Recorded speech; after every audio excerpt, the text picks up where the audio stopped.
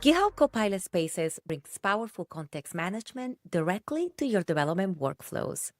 Let's start by creating a space. I'll click Create Space and give it a name. I can assign it to myself or my organization so my whole team gets access. Next, I'll add instructions.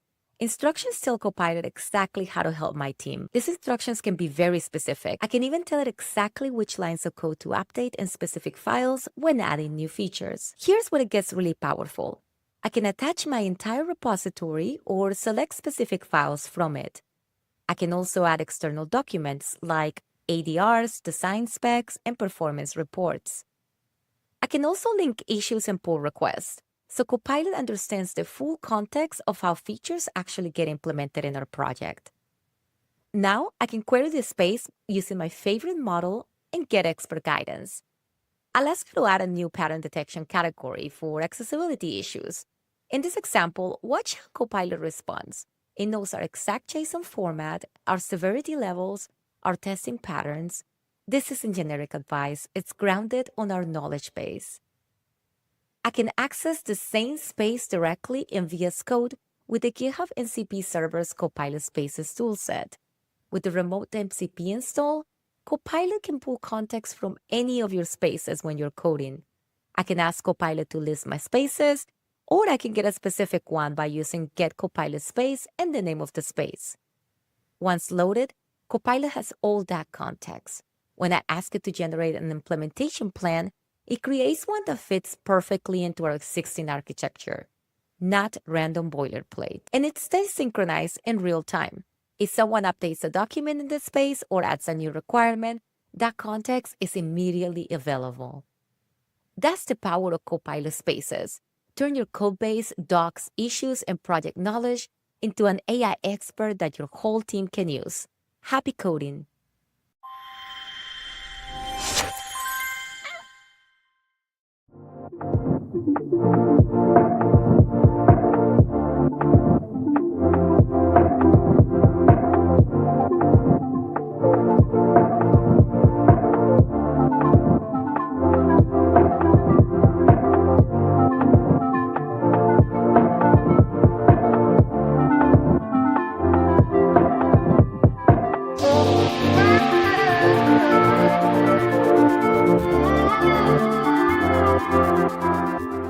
Welcome back. We are recording live from GitHub Universe 2025, and this year has brought a ton of innovation, interesting projects, interesting sponsors, but I think my single most favorite part of the entire conference is the open source zone, because it gives an opportunity for incredible open source projects to come and talk to their contributors, talk to the people who are not only contributing to the project, but may be curious about it. And today I'm delighted that I am joined by one of those maintainers. Welcome, Jelle. Thank you. Glad to be here. I've joined the project back in 2019, I think. Right? But the absolute lead of the project is Andreas. Of course. Shout out to Andreas for the fantastic work that they're doing. So now you're handling both operations and development for the amazing Ladybird. And for folks who might not know what Ladybird is. So Ladybird is a brand new independent browser. That means a couple of things. So the brand new part is we're actually a new browser. So we're not using Chromium. We're not using Gecko. We have written from scratch our own web engine, our own JavaScript engine. Basically anything that has a web specification to it is written by us from scratch. It also means that we're independent. We don't use any code from existing browsers. Fantastic. And we're a nonprofit, which means that we're independent in a way that we do accept funding, but we don't do anything for that money. So we determine our own direction. We have our own vision on how to approach building a browser. And people appreciate that to the point where they want to fund us. They send us grants. And that's how we survive. That's how we're building Ladybird. Amazing. So most new browsers, there's a lot. I feel like I blink and there is a new browser out in the industry, especially recently. They're most folks of Chromium or the wraps, like they're using WebKit. Why did Ladybird decide to write everything from scratch? So Ladybird originated in another project. That project was called Serenity OS, or it is called Serenity OS. It still exists. And Serenity OS was a not invented here syndrome based operating system. And by that I mean everyone involved in Serenity OS, which was also founded by Andreas, by the way, was interested in writing things from scratch. So not a single line of code in Serenity OS was taken from other projects. Everything from decoding images and audio to the kernel, the device drivers, the UI was written by us. And because of that, people just enjoyed writing that, enjoyed writing C++. And at a certain point, we noticed that the browser was getting a bit more mature. We could render actual websites. And we got to the point where people were interested in sponsoring us for doing the work in the browser. So at that point, I think Andreas decided to take the browser and take it out of the Serenity OS project and rename it Ladybird. And that was basically the beginning for Ladybird. That's amazing. Thank you for sharing a bit of the history. It sounds like a lot of work. It is. What are some of the technical benefits of actually putting in all this hard work instead of just forking Chromium, for example? So I think the technical benefit would come from the fact that we're a relatively simple project still. Anyone can just jump into the code and modify things. So, for example, we've seen a lot of instances where people try out Ladybird for the very first time on their own website, and they discover this little bug, like a layout bug or something in JavaScript not working well, and they can just jump into the code. They don't need to read through millions of lines of code. They don't need to understand the entire structure. They can just go into the small part of Ladybird and try to fix it, and they're succeeding. And this is a great introduction into the wider Ladybird community, I think, because they get to speak to all these people involved in web browser development. They can contribute their own first PR. Actually, I believe a lot of people have their first contribution to open source in general with Ladybird. That's sometimes. amazing. That's amazing to see. And that's, I think, the best technical benefit from the contributors' perspective. It's so easy to begin with. Then on the user's perspective, of course, what we're trying to do is we're building a mature browser. I think for most people, that means we're a bit disruptive in the browser space. We're adding a new web engine, a very capable web engine to that ecosystem, which means that people have a choice. They can choose something that's not directed by Google technology or Google money. And that resonates with a lot of people. It resonates with me as well. I love to see a new tech come to fruition. To me, it really feels like Firefox in the night when Mozilla was moving from Netscape to Mozilla Suite to Ladybird, Firebird, and Firefox. That same feeling I got then by having this new modern browser enter the space. That's what a lot of people tell us that they feel with Ladybird as well. That I love that. It's a novel idea, but you're doing it right. Just because it's very accessible technically, and I appreciate the fact that now people can jump in and contribute to the code from the get-go. It's still a complex piece of software, right? Would you mind walking us a bit through your architectural decisions? How do you handle, for example, tab isolation, sandboxing? And since you have the benefit of hindsight and the things that we don't like about other browsers, what are some of those lessons that you've taken from then and brought into Ladybird now? Absolutely. So we have decided on a very clear architectural separation between some of the processing that happens in Ladybird. For example, all image decoding happens in a separate process. We spawn a number of processes, we fork them, we spawn new processes that are completely separate just to do some user input processing. So everything that's untrusted should eventually go into a separate process. So image decoding is one example where we instruct a process to take a series of bytes and then decode it into a bitmap. And we send this bitmap back through IPC to the main web rendering process to display on screen, for example. This means that whenever something bad happens in one of the libraries we use to decode JPEGs, for example. Okay.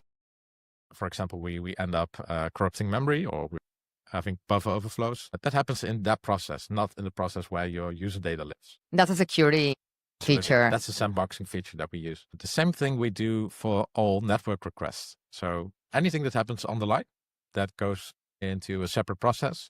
And only the result of that, after passing headers and all that, that's what we give back to the process that actually takes the HTML in and passes that into a telemetry, etc. So taking that untrusted data and processing that in separate processes is one of the core tenets of Ladybird. Wow. And of course, you have to follow the same sort of standards like web platform text. And currently, you're fourth in web platform tests when it comes to web standards compliance. Out of everything that you mentioned, what's been sort of the hardest things to implement, especially because you have the big goal of beating incumbents, right? So where do you feel like things have been difficult, and then what do you think you have more catch up to do?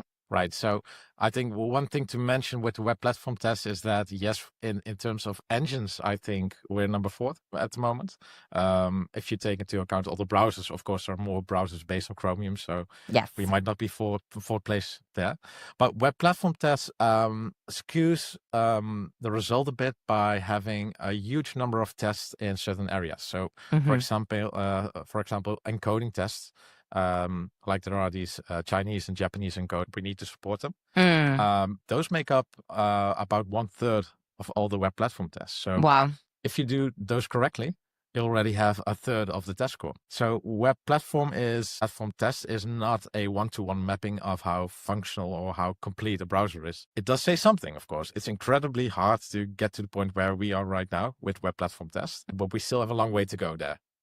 Well, the team has obviously been doing a lot of work, amazing work. And speaking of the team, you have now 8 full-time engineers? Yes. Is that correct? Yeah, 7, 8 engineers on the team. Yeah. Well, David versus Goliath story here, because you're talking about your team of 8 versus thousands at at Google, Mozilla, Apple, with such an incredible project and a team that's, some small and mighty. How do you prioritize what you're going to build? Like, how do you make those decisions? I think the most important part of that is we have a smaller team, of course.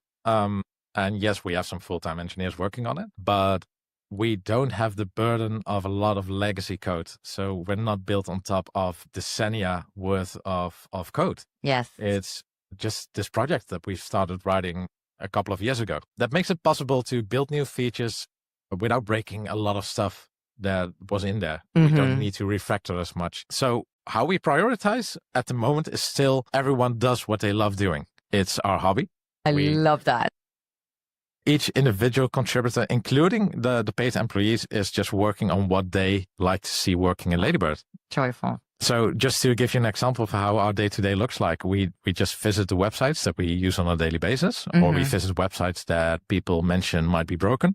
And we take a look at that and we consider what we could fix, what we like fixing, or what we like implementing in terms of the spec. And that's what we pick up. And this has resulted in a huge growth in terms of compatibility with the web. As it stands right now, Ladybird is pretty capable. You can go to most websites and they'll just work. Maybe with a little layout bug left and right, but that's okay. We can fix that. So I'm here with Gregory, a colleague of mine. We've been on the open source zone from GitHub yesterday with our own booth. Thank you for that. And that's what the interesting part is all the people that visited our booth, I've asked them to give an example of a website that they would like to see in Ladybird. And I think about 90% just worked out of the box. The remaining 10% is having some layout issues, maybe a bug, and a couple of crashes. We were able to fix all of those yesterday. While you're here. While we're here. Wow, that is incredible.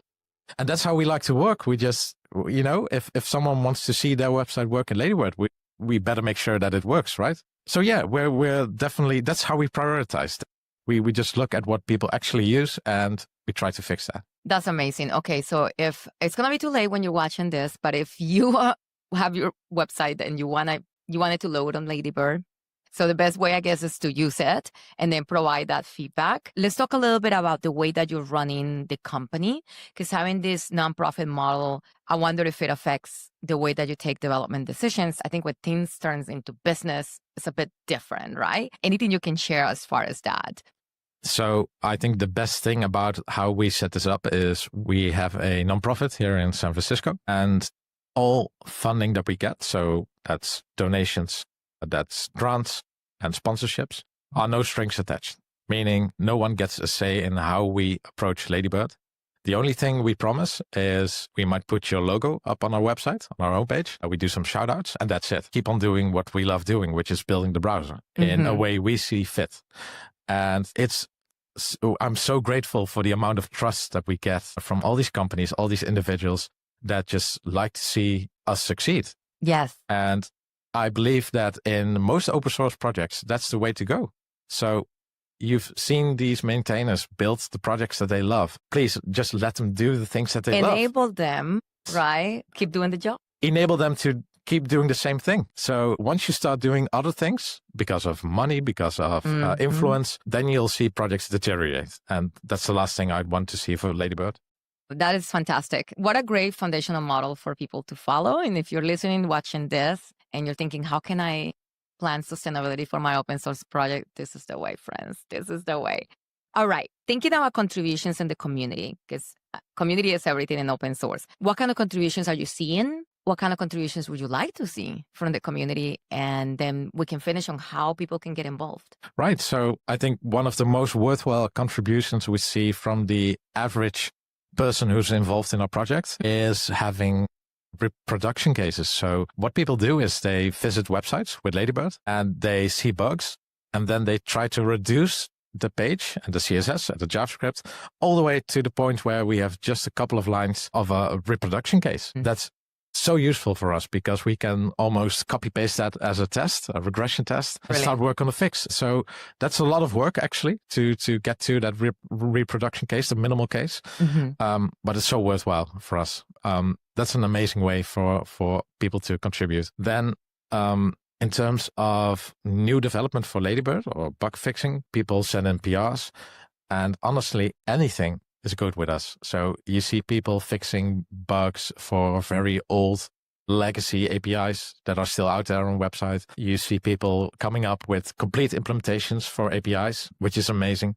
For example, someone recently introduced an implementation for trusted types. And trusted types is a way to designate user input strings, basically, whether or not that is trusted. Is that a trusted URL, or is it something we should check first before using this in the rest of our code? Yes. And that's amazing.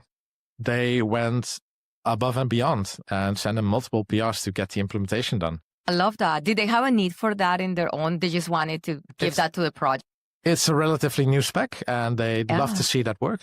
So another thing that I noticed, I think last year, which is amazing, is that someone from W3C who was involved with accessibility specs actually came into Ladybird and implemented their own spec from the beginning to the end. Wow. Which is amazing. So we now have a fully compliant accessibility ARIA implementation. Wow. Wow. Shout out to the community. Those sounds like super meaningful contributions and very impactful for the project. What's coming up next? What's on the roadmap for Ladybird for the next, let's say, year? So next year is very interesting because in 2026, and I'm guessing that will be Q2, Q3, we will have our alpha release for Linux and macOS. Okay. Meaning we will have to put out binaries that'll work out of the box on Linux and macOS. Maybe, a very small maybe, it'll be on Windows as well. The community is working hard on Windows support. It has been relatively difficult for us to give that proper reviews because not all maintainers have a Windows system set up. But yeah, that's the big thing.